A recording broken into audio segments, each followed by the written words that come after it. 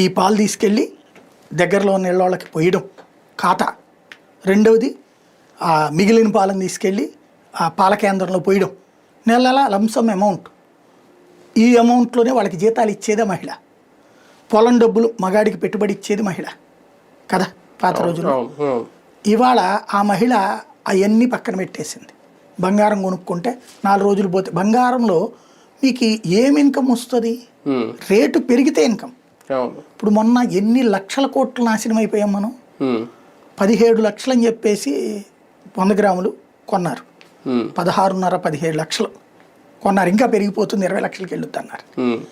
కొన్నటువంటి వాళ్ళందరూ తర్వాత 14కి వస్తే 15కి వస్తే ఎంత పోయింది? ఎక్కడ 17, ఎక్కడ 2 లక్షలు పోయినట్టే కదా.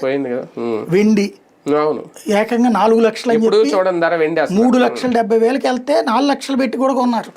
అంటే 7కి 10కి కూడా వెళ్తుందని ప్రచారం జరిగింది. మరి దానికి అప్పుడే మనం చెప్పాం ఇది పెద్ద మాఫియా ప్రచారం నడుస్తుందని. కొన్నారు. ఇప్పుడు అదేంటి? నిరర్ధక ఆస్తి. ఇప్పుడు బ్యాంకులో వేస్తే కనీసం వడ్డీ వస్తుంది ఇట్లలో. దానికి తోడు అవి కొనడానికి మనం పెట్టే డబ్బులు విదేశీ మారక ద్రవ్యం. అదే చెప్తోంది ఆయన. దాంతోపాటు అవసరం ఉన్నా లేకపోయినా బళ్ళేసుకు తిరగడమా, అవసరం ఉన్నా లేకపోయినా టూర్లు తిరిగేయడమా చేస్తుంది. తిరగండి అయ్యా మీరు.